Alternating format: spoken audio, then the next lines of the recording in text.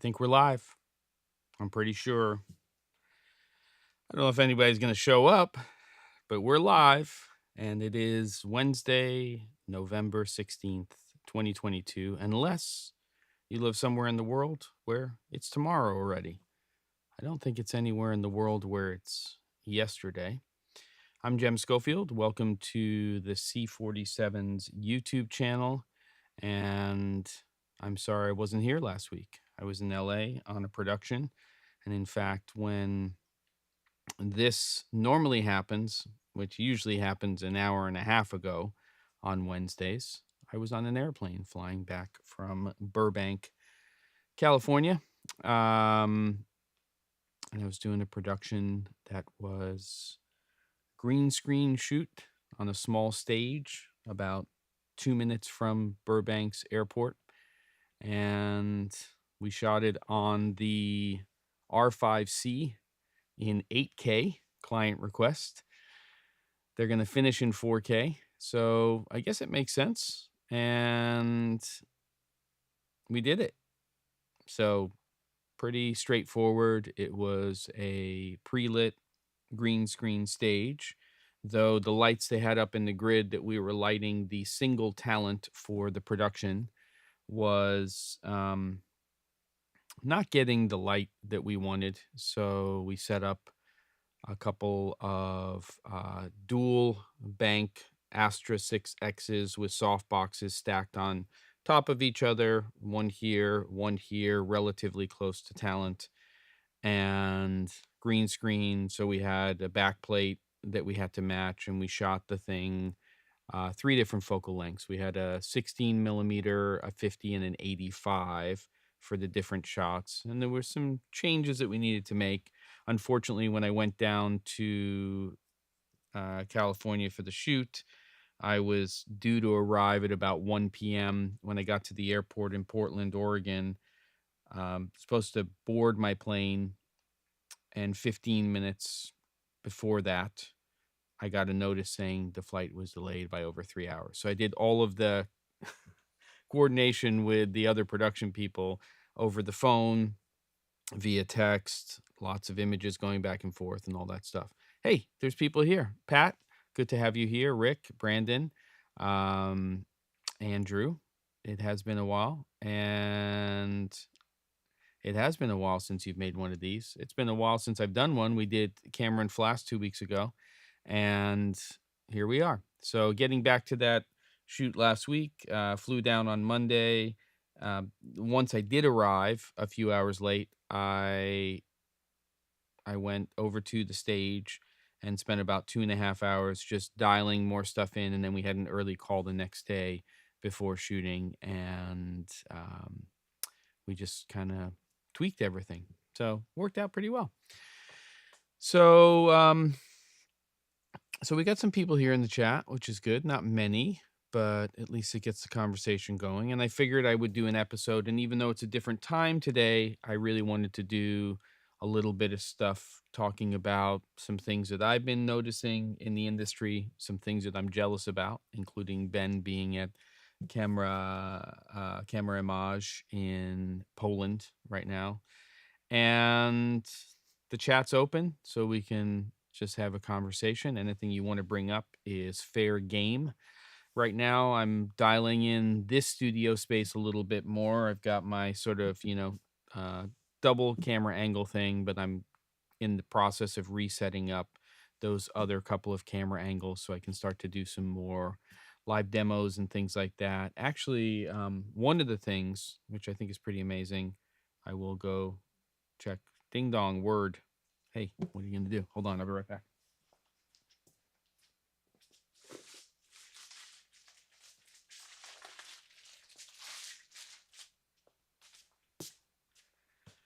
It's getting crazy.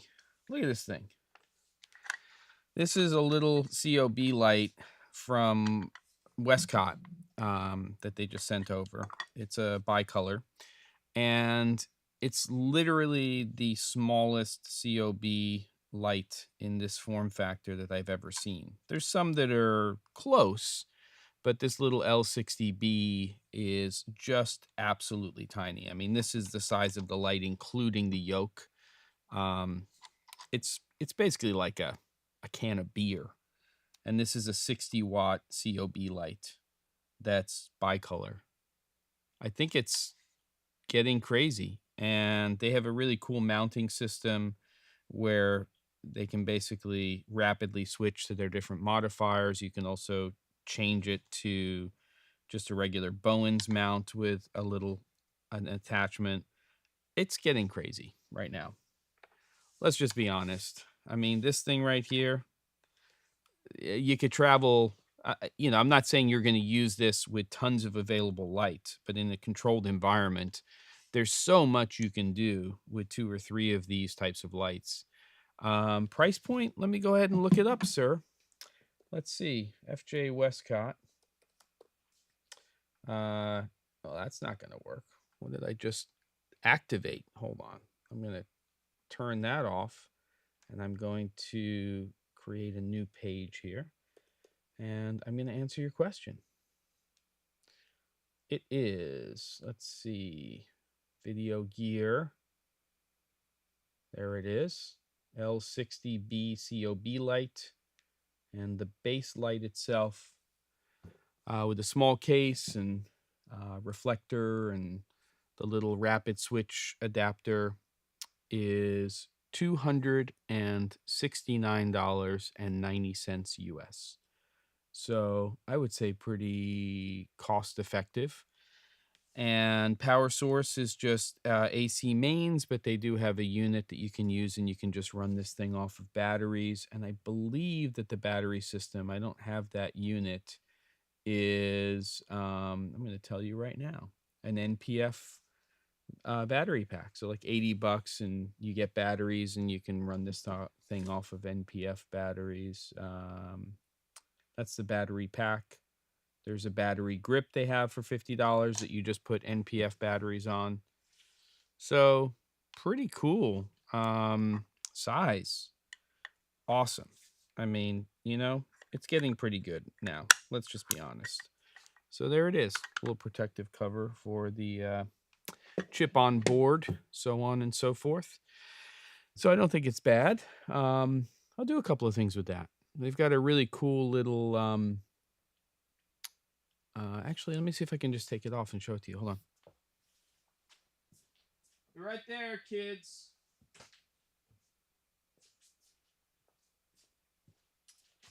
I've got 2 of these units here, and this is their little switch lantern, and it just attaches right to the light. And I don't know, man. This thing is pretty cool. So just small little space light that you can attach, but there's a gazillion other options in terms of what you can attach to the light. And there's even a little gel holder that I have that you can attach to the main reflector that comes with the light. And that gel holder also has a place to put an umbrella, and you can put theatrical gels. So it might hold a beer, Rick. You never know. And I am also a big fan of lanterns and what they can do and their spread and so on and so forth. So pretty cool stuff. The week before that, when we had Cameron Flask, I believe, I was doing a photo job all week. And it was good. Mount sturdy, Brandon. It's small, but it has, Bowens has 3 little slots, and you can convert this to Bowens if you want, but this has 4 slots in the Westcott system. And I get it. You don't want to have a standard Bowens mount on this light without having an adapter, because the whole point is you want this light to stay nice and small like this. So that allows you to do it. And you'll see here, there's a little release there. And there's 1, 2, 3, 4 places where that goes in. It's a positive locking system. So I feel pretty confident that the modifiers that are put on there are going to be just fine. So I think that's good. I'm realizing that my camera is panned in a weird way. I'm going to change it. I don't care. Hold on. I'm here. Hold on. Let's see what happens. Yeah, right about. I'm sticking to that. All right. That's about where I'm supposed to be. So chat's open. We'll probably do this thing for, I don't know, 20, 30 minutes or so. Got some things to talk about. Looking ahead right now, we're getting to the point here in the US at least where we have Thanksgiving, my favorite holiday. Doesn't have any politics or religion or any other things. It can get a little messy with the family part of it, but other than that, it's about food and family and friends and all that kind of stuff. Um, so there you go. Hey, Rick, these lights are great and they are small, but you definitely have modifiers nowadays that collapse pretty small as well. And I'm always and have been and will continue to be a big believer in umbrellas as well because they're extremely portable. They come in lots of different variations, and they even have things like brolly boxes, which are very similar to lanterns that open up from an umbrella style. So there's a lot of stuff. Yeah, there you go. So so yeah, looking ahead right now, I mean, there's a lot of things cooking in my oven in terms of production. I want to utilize this space that I'm in a lot more than I have been in the past. So that's definitely part of the plan.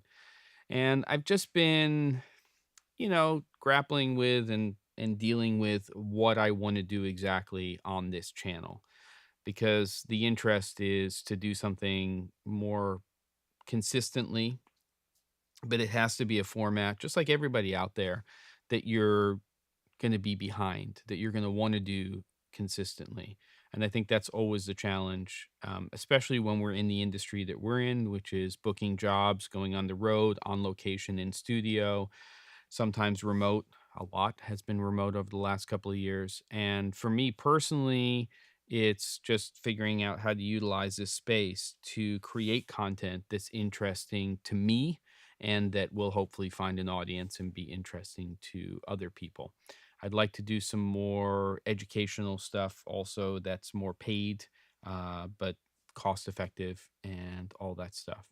So, um, so yeah, so I think that's part of it and looking ahead and that type of stuff, continuing to do camera and flask once a month, but really trying to do some things where I'm talking about the industry, how we're using tools in the industry, the things that I'm interested in, and where we're going with things like virtual production in the corporate world and that kind of stuff.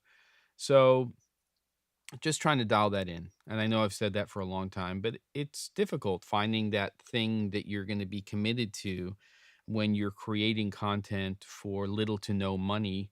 You can make a few dollars on affiliate sales sometimes, but that's not justifying being able to go into a space like this and create content on a regular basis and still have to do things like pay your bills.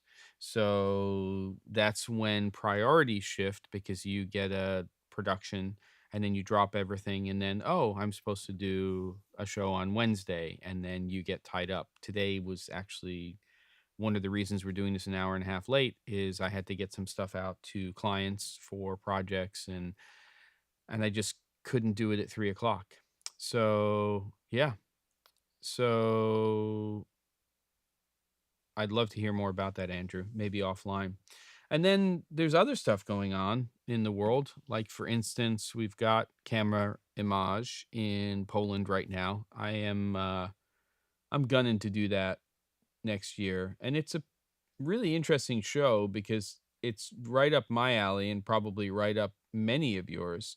It's essentially a show that is about it's a film festival, but it's celebrating cinematography. I mean, that's really what its focus is. So if you look at the site and you look at the schedule and you look at their different programs, it's part workshops, it's part sort of trade show.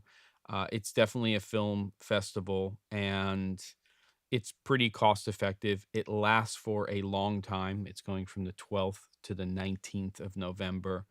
and probably for me, one of the most interesting shows that I would like to attend and be a part of. And, you know, fortunately for them, unfortunately for me, there's a lot of my friends who are at that show right now.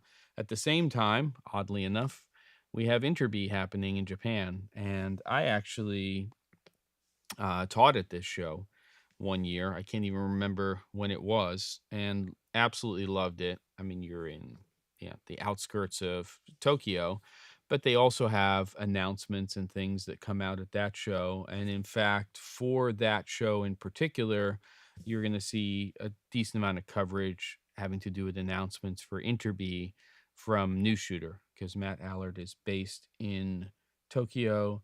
So you'll see here on the homepage, there's a lot of tags here for Interbi Atlas releasing their Mercury 1.5x anamorphic. They have the LAOWA lens over here, which is a 2x-T2, 45 millimeter. Lightbridge, who makes reflectors and things. You'll see that there's some stuff here.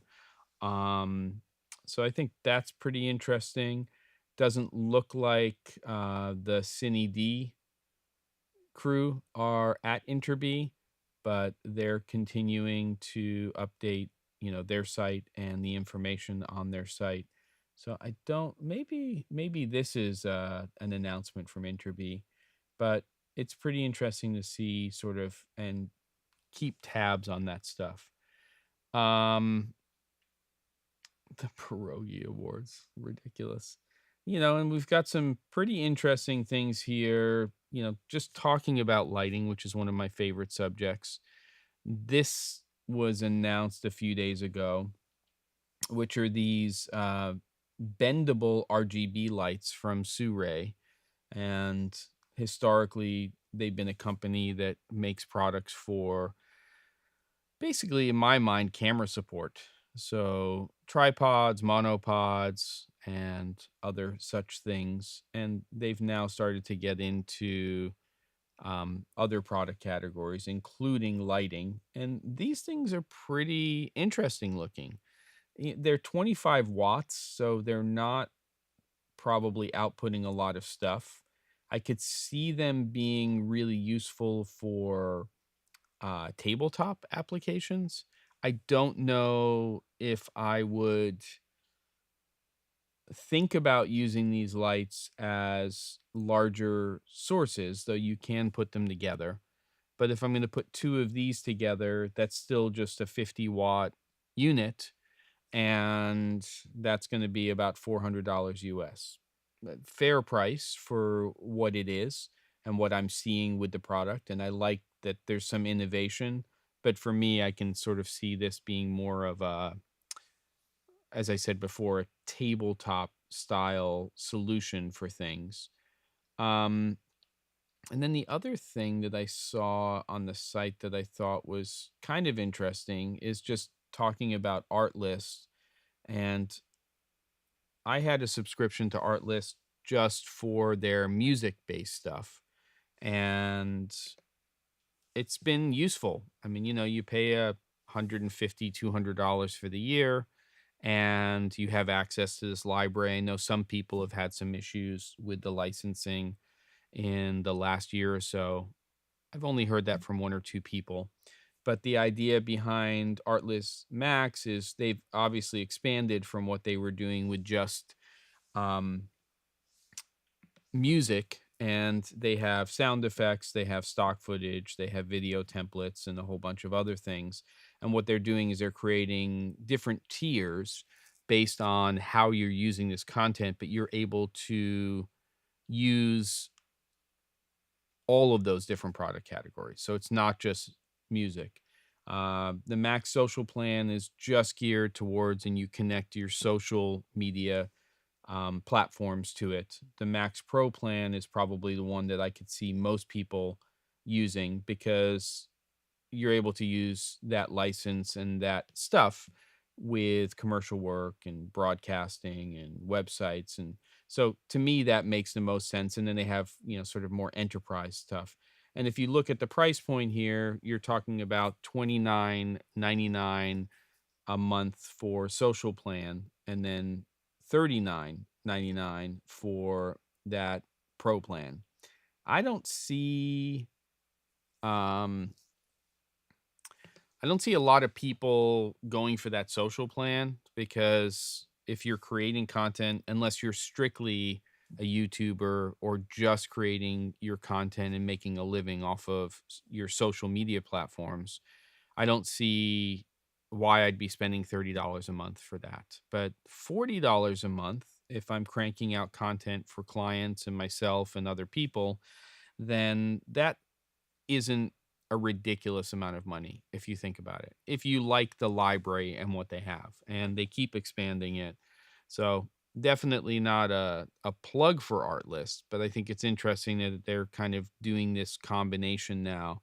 And what are you basically looking at? You're looking at about um just under $500 US a year for that. And this is monthly, so I haven't gone to the website to see whether or not you get an annual discount if you're doing that, but they just released this, and wow, they're not even really promoting it on their homepage yet. So I don't know. Doesn't look horrible to me. Could be something. And by the way, speaking of shows and things like that, Cine Gear has now expanded. They've been doing an LA and an Atlanta show, but next year they're going to do New York as well. So a lot of questions um, about the viability of trade shows and where they're going. Cine Gear to me is a pretty interesting one. I think there's, what's the other one? The BSC show in London. These are very focused to kind of what I think we're doing in the industry. So it takes a lot of the satellite trucks and broadcast and sort of, you know, switchery type stuff, except for maybe some of the stuff from companies like Blackmagic, and takes that out of the equation. And these types of shows really focus, unlike Interby and NAB, they focus on lighting, cameras, lighting control, lighting, camera support, and camera movement solutions. But again, taking away a lot of the other stuff, right? And they generally don't have a huge focus on the post production side of things, though there's always crossover. You've got Blackmagic there, and you've got Adobe there, and but the tie-ins there a lot have to do with camera to cloud workflows, and then virtual production stuff. Of course, you have to have software and things that tie into things like Unreal Engine and that kind of stuff. Um, so yeah, so my guess is that Cine Gear will be the New York show will be a smaller show. I'm interested to find out where the venue's gonna be. My understanding is the New York show is gonna be in March. The LA show will continue to be at the beginning of June, and then the Atlanta show, I believe, is it in October? Do you hear that airplane? That's just a survey. Let me know if you heard that airplane and if it was loud. Um, but the Atlanta Expo is always in the fall as well. So yeah, it's pretty interesting. Um, I don't know, Andrew, if they'll have this show at the Javits Center. What they've been doing at thanks, Neil. Good to see you.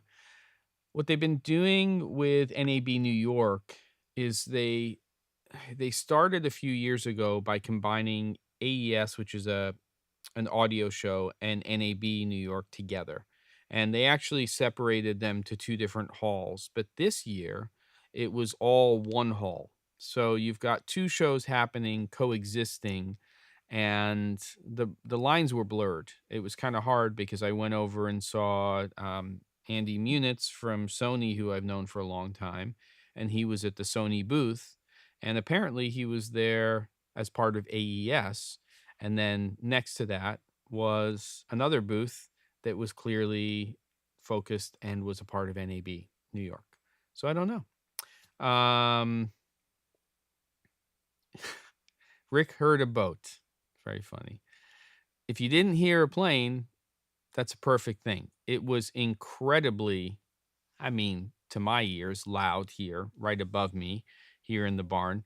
And just another amazing checkbox that's been ticked for the noise assist feature of the Mix Pre series from Sound Devices. So I'm chuffed, as they say, with what that thing is doing and how effective it is. So there you go. So those are some of my thoughts. We've got, you know, more stuff coming out and as part of the industry rather than less. And um I'm still kind of feeling like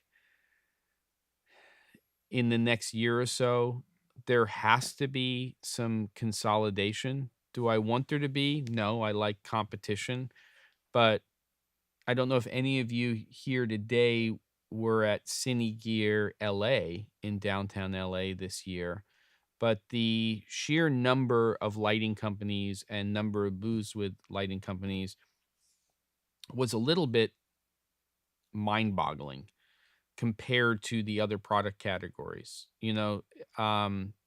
Lines aren't blurred that much when you talk about companies like Adobe and Blackmagic Design, and even to a greater or lesser degree, the camera companies. They're all competing with each other, but they've been around for a long time, and we have Canon, and we have Sony, and we have Fujifilm, and we have Panasonic, and we have, of course, Arri, and we have Red.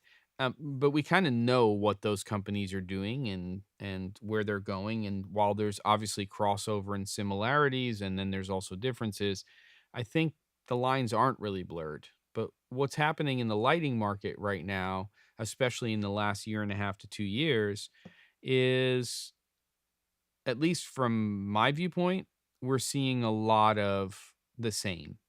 Um, there's some innovation happening for sure. And there's some things happening when it comes to taking something like a COB light and shrinking it down to an even smaller unit to make it more portable, a little bit more flexible in terms of how you can use it in your productions and rig it and stuff like that. But we're seeing multiple companies now who are putting out lights, some of them really surprisingly, like Suray and Small Rig, and um, not surprisingly Godox, but we're seeing them produce lights, and they're producing those lights in lots of different form factors. So we've got COBs, and we've got tubes, and we've got flexible style lights, and we have panels and all of that stuff. And and I think that at some point, maybe there'll be some consolidation. I have no idea. But how many companies can you have producing effectively, at least from an uneducated end user's viewpoint, the same exact product? And then you look at it, and one's $300 and one's $500 and one's $400, and which one's better? It's becoming tough. So I will say that. I generally lean towards companies that have an ecosystem and modifiers, and the support element of it is important too. Rick, I'm going to answer your question. Hold on, I'll be right back.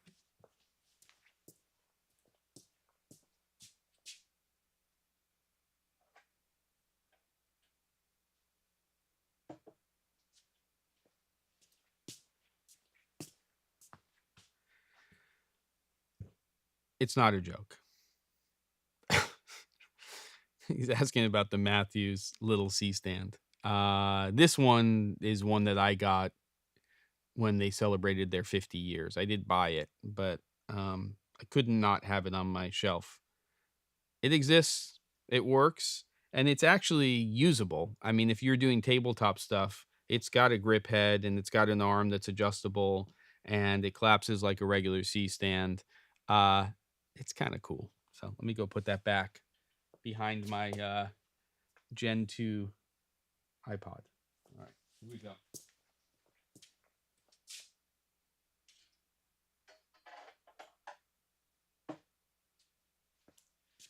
I don't know, maybe that's what I should do is, take something off of the shelf every week and talk about it. It would be great for stop motion stuff. And you know, what's really cool is I don't know how much you know about Matthews. This is some Matthews stuff we could talk about.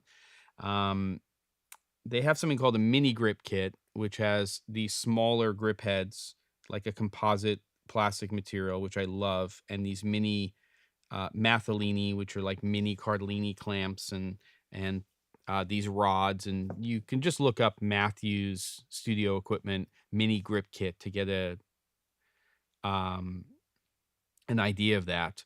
But they also have these, I forgot, I think they call them micro grip, and they're really tiny grip components. So that C stand isn't really part of that line, though I guess you could consider it. But they have these micro grip things, which are absolutely designed for tabletop and stop motion and things like that. They even have tiny little sandbags for the kit. Yeah, who is Matthew and why are people stealing his stuff? That's pretty funny. You should really look into that mini crap for sure, Rick. The micro grip stuff is really cool from Matthews. And they definitely are making some things that other people aren't making. And then there's some stuff that they're making that people are starting to knock off now. I mean, here's a good example. This thing right here is absolutely one of my all-time favorite pieces of kit here. This is OG. So this is a 5-pound BOA bag, and it's got shot put inside of it. So it's not sand inside of here. It's completely sealed. And this 5-pounder here is great. You can wrap them around things. And so that's my original BOA bag. And actually on this latest shoot, you know, these things aren't cheap, but they're just so usable. I had to buy more of them because I was running around with small nano stands, nano light stands.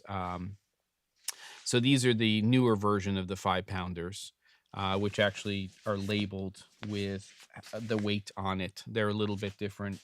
They don't have the stuff on the front, and I kind of like the subtle branding there. And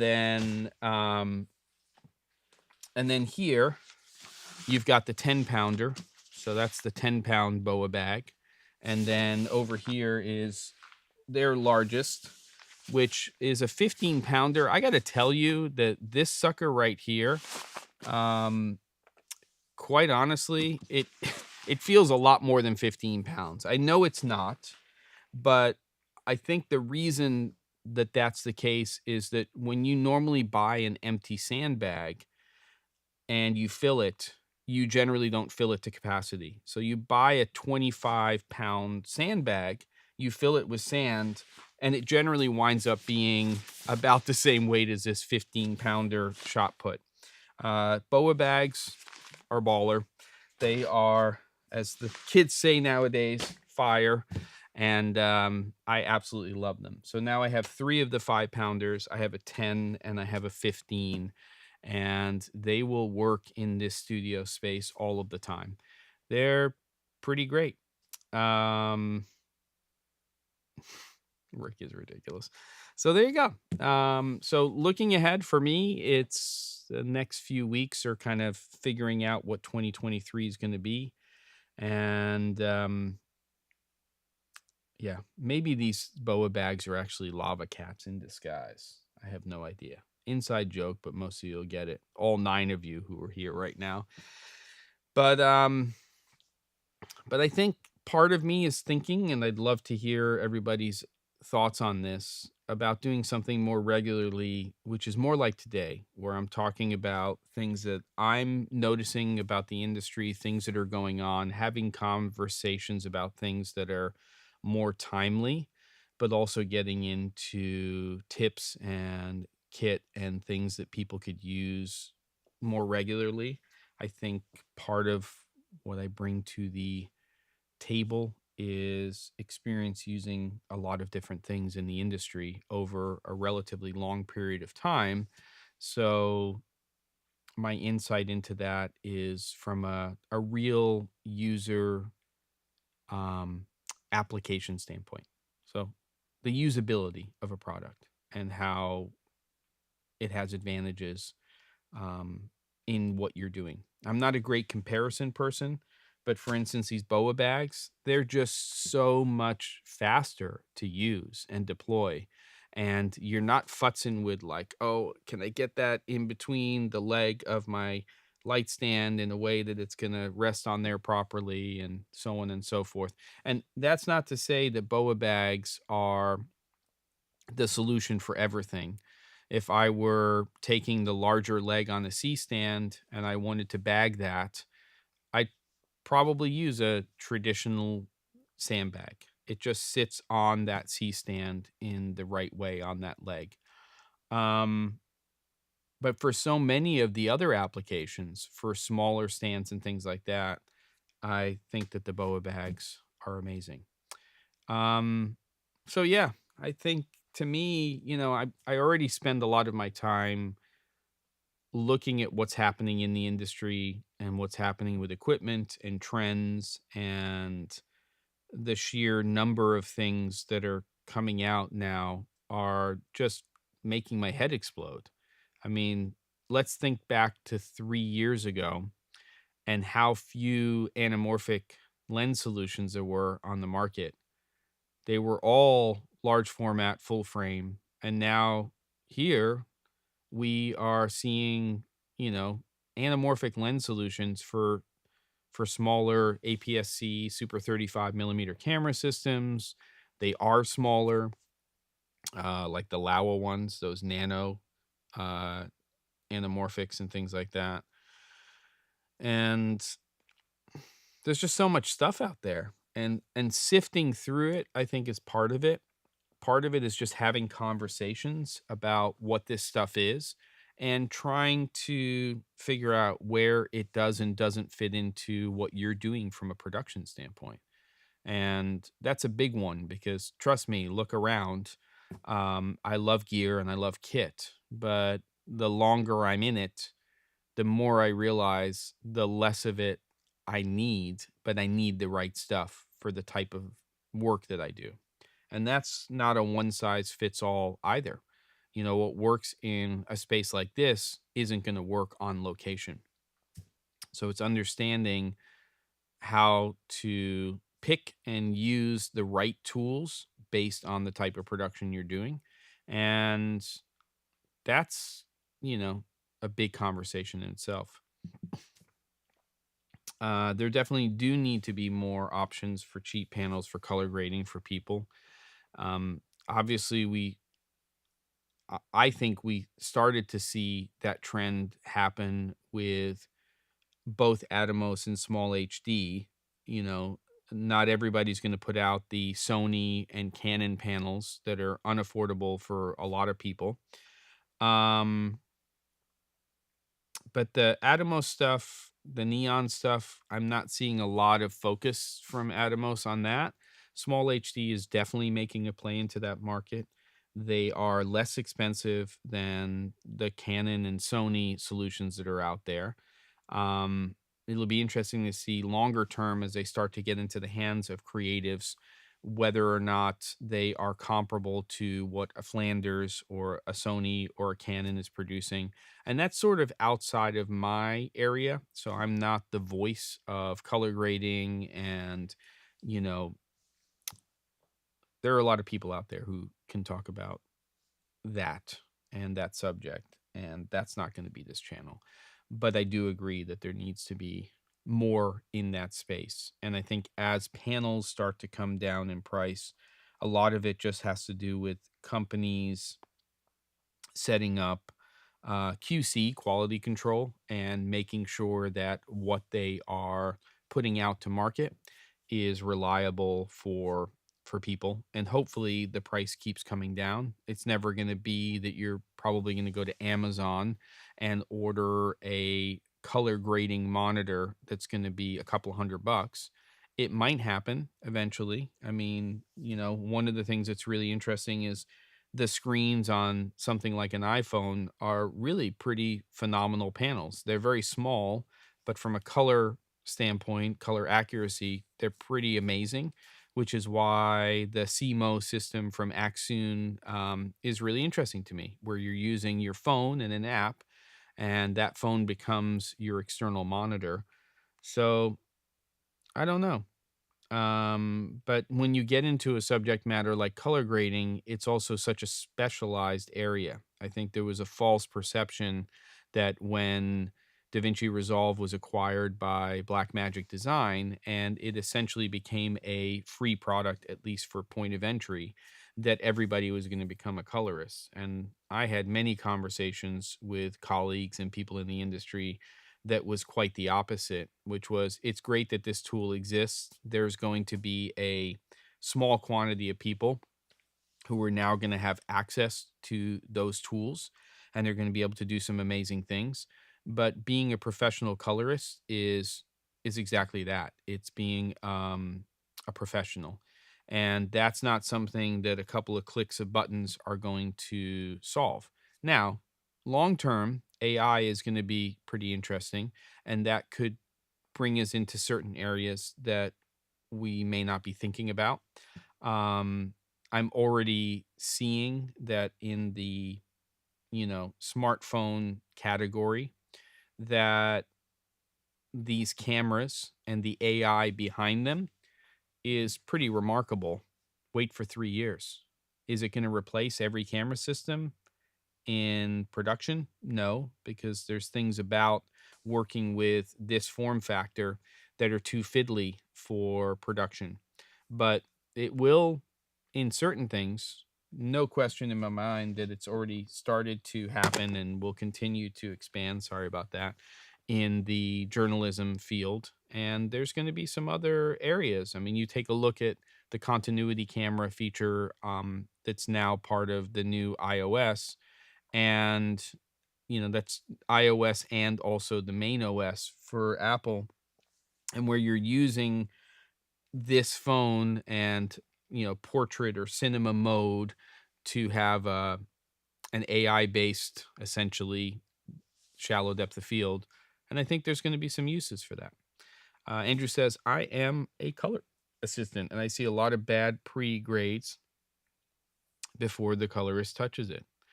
Yeah, I mean, I have had the um I don't know, advantage. I've had the I've been in the situation where I've sat in a color grading suite with a very high end colorist at Technicolor, and they graded a documentary that I worked on a while ago for Canon called Brooklyn Phono. You can look it up. There's a link to it on the channel, and we even shot an episode of that series, which was in and around Canon cameras, Cinema EOS cameras, and did it with a good friend of mine, Matt Porwall, who's a pretty amazing documentary cinematographer. He was worked on Cartel Land and a lot of other movies. Works with Matt Heineman a lot, who was just on the uh, Deacons podcast, and it's just amazing what they can do. It's just, that was years ago, but it's their innate ability to be able to look at an image and just know, as long as there's enough latitude, as long as there's enough information in that captured image, what they can actually do with that in post production. All right, so Travis has got one coming in here. Let's see. Um, Off topic, so feel free to ignore. I recently picked up an X-T3 and a 23 F2, which I have, and I've been able to get back and enjoy your old video coverage of the X-T3. So thanks for those. Oh, you're welcome. I thought it was more of a question. I still love the X-T3. Mine's over here. Um, they just announced the X-T5. And what's interesting about that, similarly to the FX30 from Sony, and not similarly, but is the screen, that it's a multi-functional screen. It's kind of interesting with the FX30 as opposed to the FX3, and also the XT5 as opposed to the XT4, XT3, that they all have different screens and things. What I want is I want a screen that can sit in the camera body and flip up and flip down. That's important to me. But I also want it to be able to swing out and flip up and flip down. I need and over and turn around. And it seems like FX30 and I believe the X-T5 are two camera systems that are now providing that type of functionality in your monitor. And it is frustrating going from an X-T3, which hold on. I'm here, kids.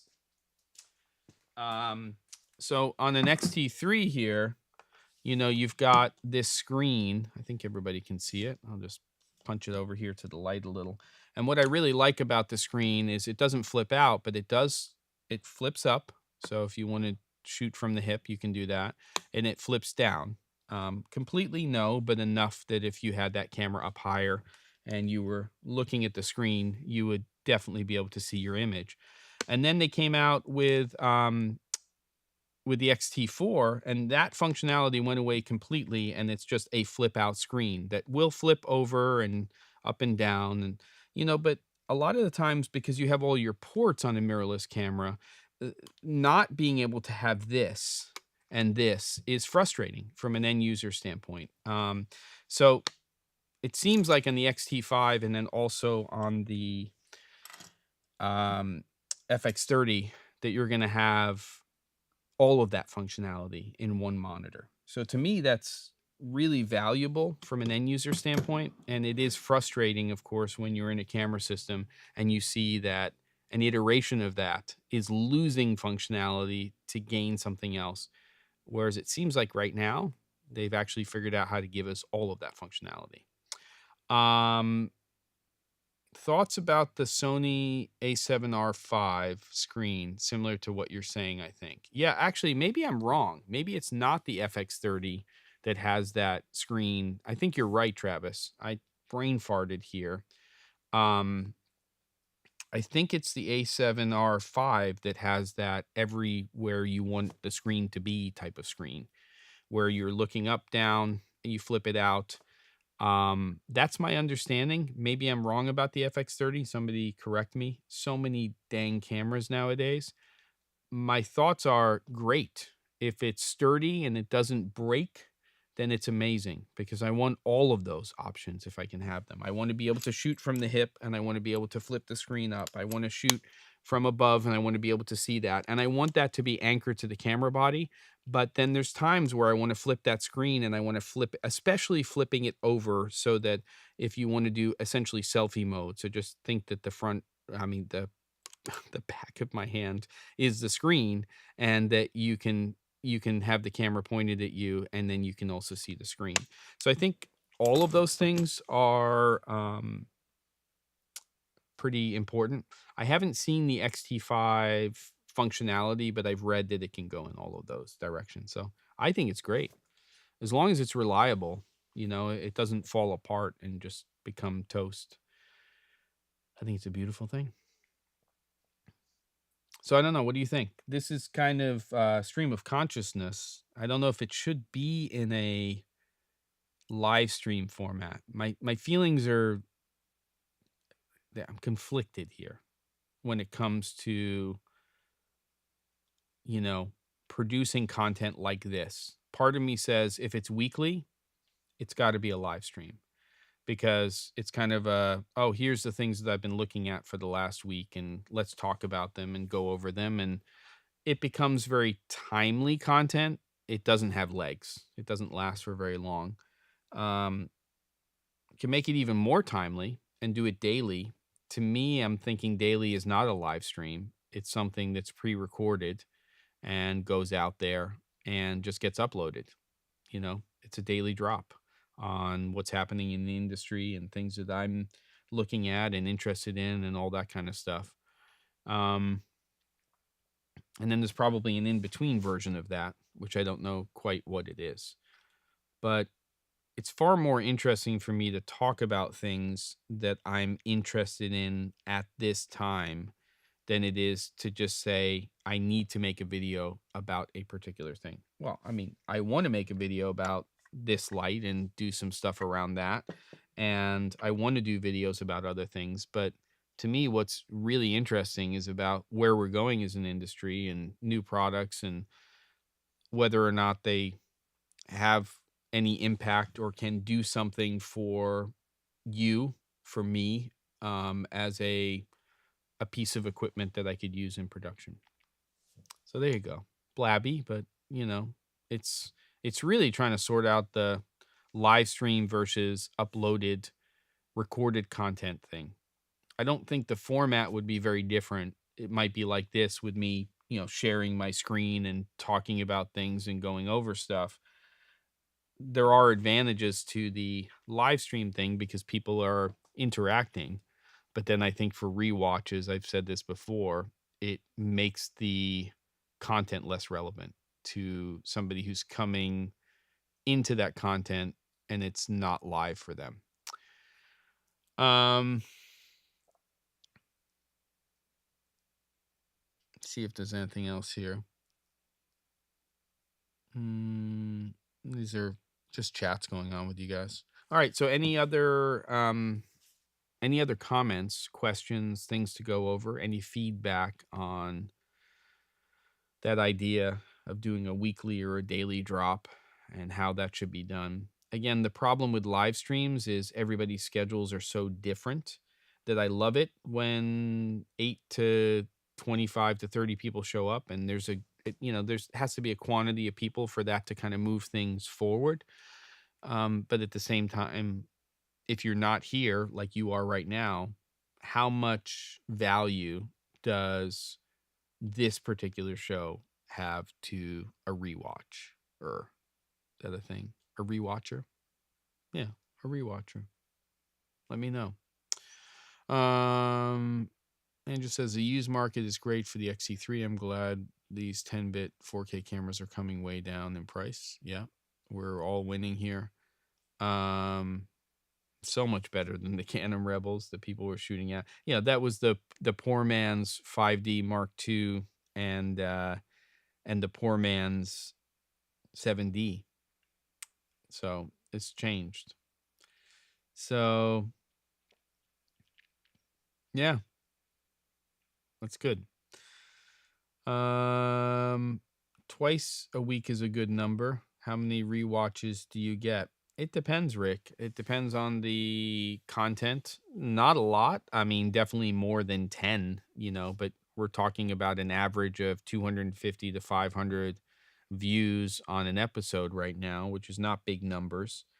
And that may not be the point. It's really, though, important to talk about what the experience is like for the person who's watching the content. So it's a very different experience to show up, and I've done it because I've been on a lot of live streams where I'm just a viewer.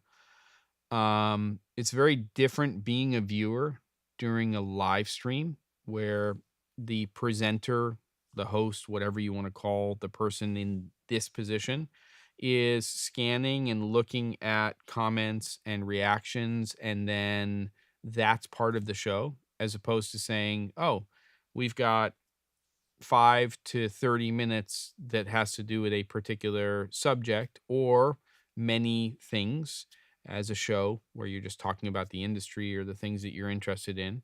And that's recorded content without any comments or reactions and making that more of a focus content. And I've toyed with the idea of doing something where there's no comments or reactions that are addressed for the first 15 to 30 minutes of an actual show. And then there's a place at the end. And I've tried to do this a couple of times where then you go in or I go in and I create an uploaded version of that without any comments or reactions. So it doesn't feel like a live stream, but it's really difficult when you have people there and questions come up or people want to ask things. My nature is to want to answer that and address it.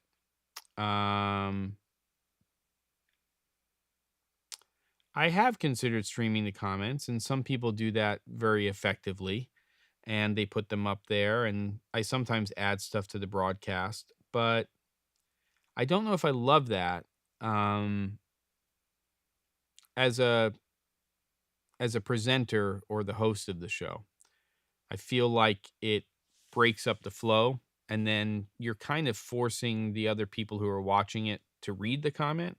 Though I do see the advantage for a rewatcher that they kind of see that in the feed. So I don't know if it's more of a distraction or it adds something to live streams when people do that. And I think we as consumers of content probably change our mind about that as time goes on. I've definitely seen a difference in trend in the last 2.5 years to the type of content that people are interested in. And I think we've all sort of hit a little bit of a ceiling when it comes to the standard, oh, there's going to be some reviews of products. Um, and then we go to the regular players based on the product category, whether it's a camera or light or some other thing. And, we're all, maybe I'm wrong, but I think we're all getting used to that idea that when we watch content, it's very rare for me at least that I'm watching it any slower than a 1.5x. I've got to be really in it. There's got to be something really compelling about it for me to watch it at a 1x speed because because I can generally get through that content depending on who the presenter or the people on screen are, and get that same experience in less time if I'm watching it at 1.5 or a 1.75x. 2x depends on the presenter, how fast they speak, and things like that. But I just think our viewing habits have changed. We've definitely gotten to the place where we sometimes want longer form content that's more in depth, where we're getting more out of that content. But then the question is, you know, what should that format be? How should it be presented? Should it be recorded? Should it be live? I think there's advantages and disadvantages to all of that stuff. And it's just stuff I'm trying to sort out. Hey, that's life, right? All right, kids. In the end, I thought I was going to do a half an hour. And as always, it's basically an hour. I don't know.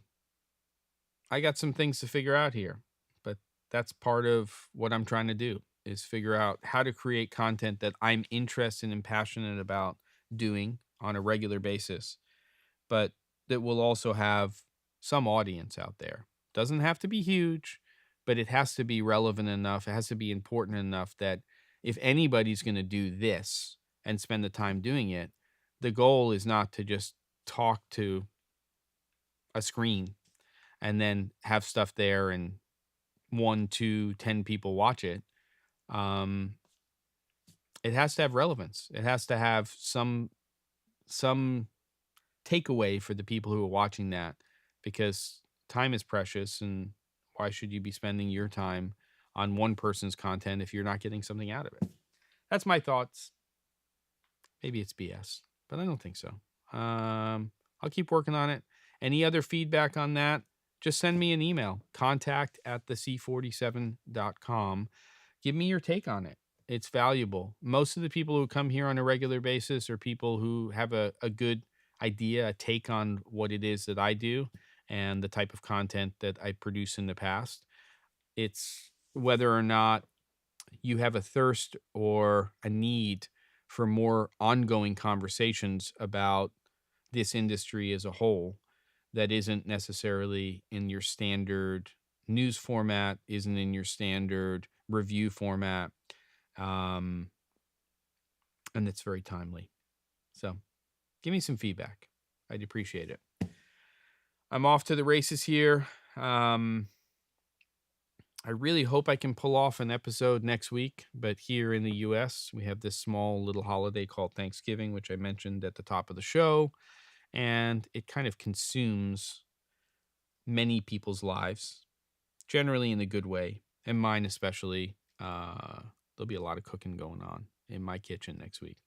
Let's see how it goes. I'll keep you up to date. Maybe what I'll do is I'll do an episode on a different day next week, but I do want to keep this conversation going. I hope everybody's doing well. If I don't do one of these before Thanksgiving next week and you are based in the US and you celebrate Thanksgiving, happy Thanksgiving. Enjoy it. It's a great holiday. And you're right, Bill. We're always learning. That's, to me, the best part of it is we're always learning and never stop learning. All right. I'm out. Take care. All the best. Bye.